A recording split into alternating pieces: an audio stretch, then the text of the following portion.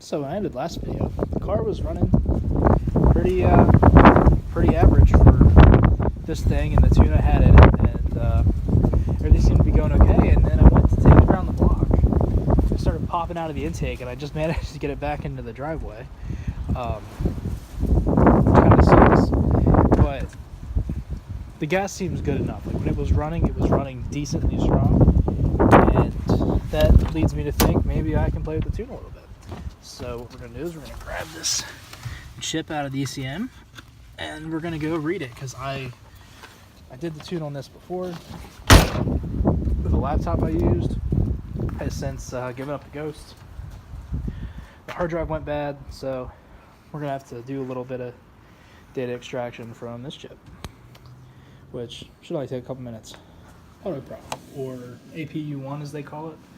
This is my, at the moment, preferred chip burner. I had a Burn 2 for a long time, and I ended up getting this for free from somebody off of thirdgen.org, incidentally, and yeah, I started using it because it does have the output for emulation. Your data acquisition cable can go in through here. You can switch it on or off for just burn or for emulate, and I really just use it as a burner because my Burn 2 started giving me some issues. So yeah, this one seems to work better. I don't like the emulation thing.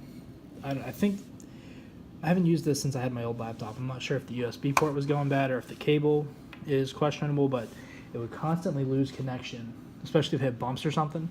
It would lose connection with the laptop, and then it wouldn't have the emulation stuff would get iffy, and the car stalled a couple times. I didn't like it because I was driving on roads. I was doing road tuning. Maybe if I had a dyno, I would like it a little bit more. USB interface, very standard stuff.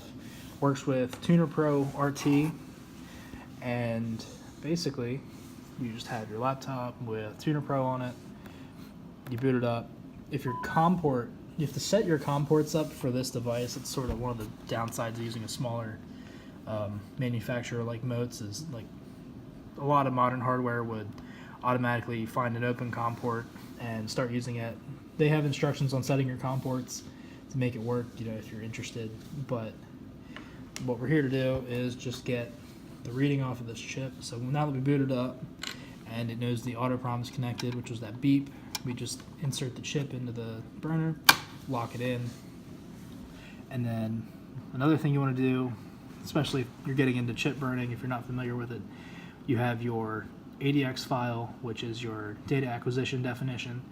You have your XDF file, which basically is the template in which the chip will take the programming, I guess, or it's the layout of the binary or hexadecimal code within the chip, if that makes sense. That's really the only way to how to describe it. And then you have the bin file. So when you're reading the chip, you go to Tools, you go to Hardware Utility. For this instance, even though we have an auto prom, we're just using Motes prom in out. So we'll blank check, make sure the chip didn't get erased or something with all that battery stuff. Chip is not blank, it's good. So what we want to do is we want to read the chip.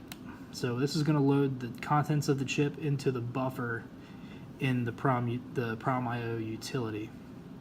So now that it's in the buffer, and you see prom.io succeeded, it's good. And you want to go to save buffer to file.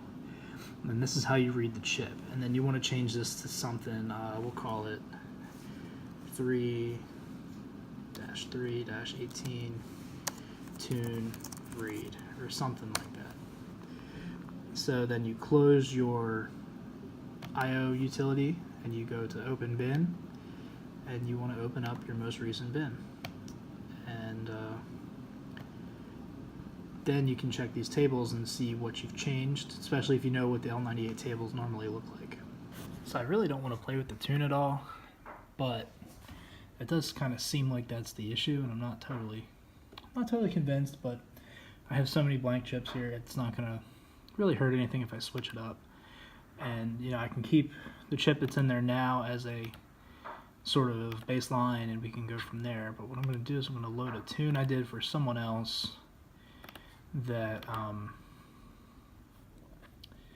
you know, it's similar to my combo, but if I change a couple things, it should be perfect. I'm gonna go ahead and swap this out and see how it goes. So I think it looks like he's inside, so it's not a good start. So, you know, pop the old chip out, put it somewhere safe, like the ashtray, and then you drop a new chip in, make sure it's in the right direction. I did a whole video on installing these, but let's see how this goes. See if it's any better. Don't have high hopes, but fuck it.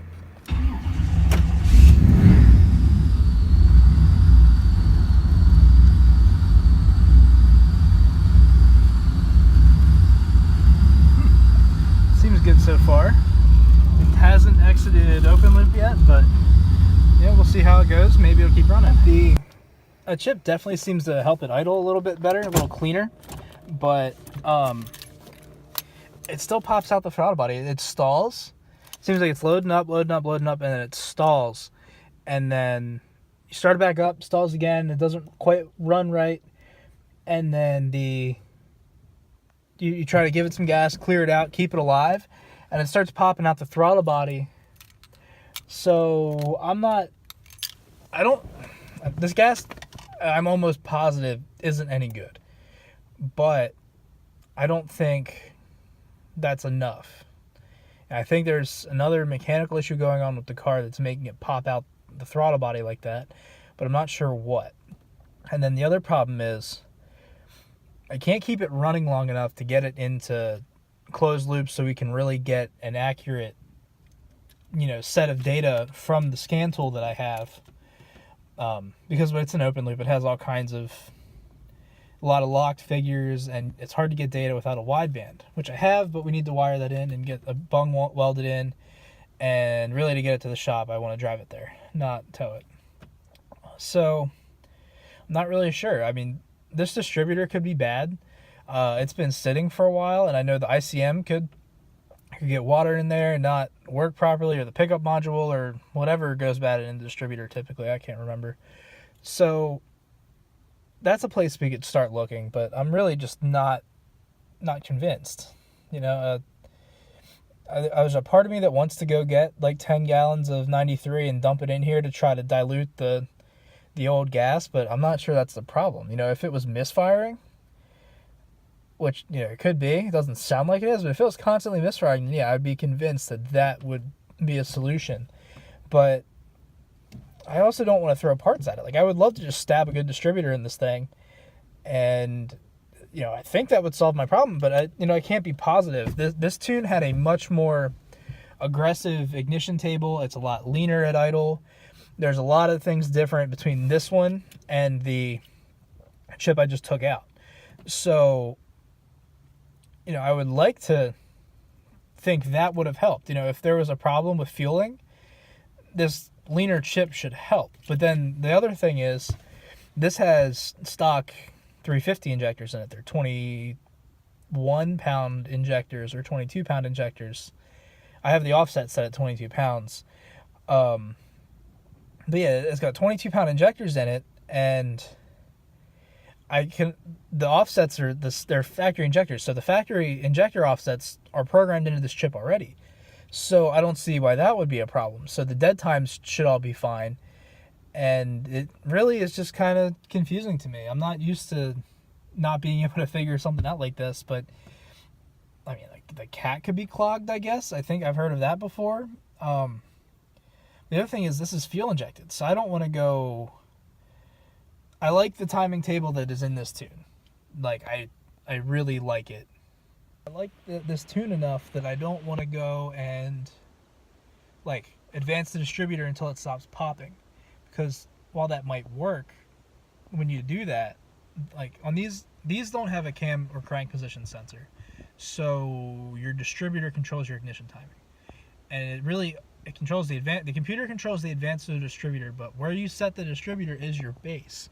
So if you set it at 8 degrees, say, and then you proceed to, so you set the distributor at 8 degrees, you have 33 degrees of advance programmed into the ECM, say, just for sake of this example, by 3,400 RPM, I guess, you'll have 41 degrees of ignition timing at 3,400 RPM. Now, if you were to take the distributor from 8 degrees base timing and advance it to 12, that 33 degree advance doesn't change if you don't change the base timing constant in the ECM, or in the tune. So, leaving all things the same, except for the distributor's position, instead of having 41 degrees, you'll then have 45 degrees. So, making changes with the distributor to set idle or to help it run better is the same as globally advancing the timing by that amount, which in some instances is fine. But for this, I don't want that. I like that ignition table, and it's based around 8 degrees base timing, which is what the distributor is set at. And the fact that it ran before and was drivable before makes me think that something has gone bad while it's been sitting. But anyway, I think I'm going to end the video here. I'm going to attempt to get this into the driveway, or into the garage while it's cold, and maybe look into this a little bit, check EGTs or something with a thermometer gun. I don't really know. I'm probably just going to deal with this tomorrow when I can go get parts. But anyway, thanks for watching, thanks for listening, because I know I did a lot of talking in this video, not a lot of working. But like, comment, subscribe. Like I said, I want to get this build going. I want this to kind of be well documented on the channel. But if I don't have a lot of people watching, not a lot of support, then it's definitely demotivating. So drop some support in the comments or whatever. Thanks again.